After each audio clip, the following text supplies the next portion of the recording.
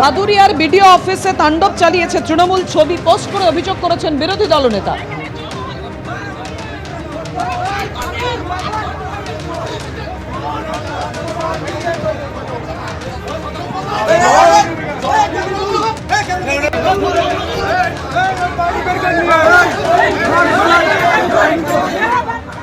গুন্ডাদের দুর্বৃত্তদের হাতে, এবং এর নেতৃত্ব দিচ্ছেন মুখ্যমন্ত্রী গুন্ডাদের, আর প্রশাসনকে মিসগাইড করছেন, মুখ্যমন্ত্রীর হয়ে আশ্বস্ত করছেন অবৈধভাবে নিয়োগ হওয়া চিফ সেক্রেটারি নন্দিনী চক্রবর্তী।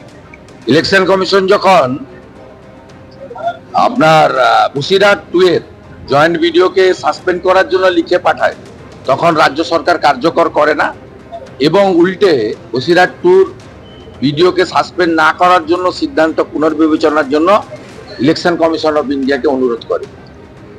আমার কাছে স্পেসিফিক তথ্য আছে, নন্দিনী চক্রবর্তী গতকাল এবং গত পরশু জেলা শাসকদের ফোন করে বলেছেন একটা ভালো বাজেট করেছেন মুখ্যমন্ত্রী এবং অ্যান্টি ইনকামবেন্সি কেটে যাচ্ছে, ইলেকশন কমিশন কিচ্ছু করতে পারবে না, আপনারা কিছু শোনার দরকার নেই, কোনো কথা শোনার দরকার নেই।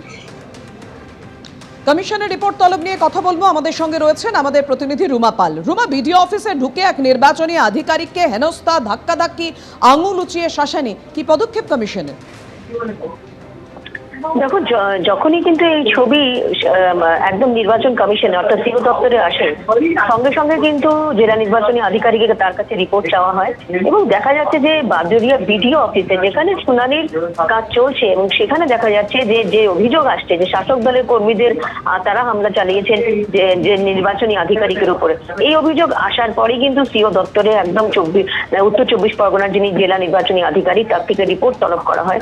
অবশ্যই সেই রিপোর্টে এখনো পর্যন্ত এসে পৌঁছয়নি। সেই রিপোর্ট এসে পৌঁছলে কে এবং কারা এবং কি কারণে কিন্তু এই ঘটনা ঘটেছে সেটা জানা যাবে।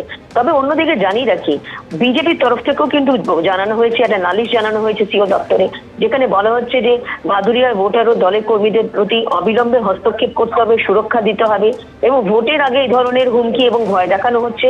এবং তার সঙ্গে সঙ্গে এটাও বলা হয়েছে যে রঘুনাথপুর গ্রাম পঞ্চায়েত ঈশ্বরীগাছ মোড় বুথ নাম্বার 143, 44 এবং 145-এ সেখানে দেখা যাচ্ছে যে অজ্ঞাত মোটরসাইকেল আরোহীরা এই এলাকায় ঘুরে বেড়াচ্ছে। একাধিক অভিযোগ করা হয়েছে এবং যেখানে বলা হয়েছে যে কোনো সময় যে কিছু ঘটে যেতে পারে, নিরাপত্তা বাড়াতে হবে।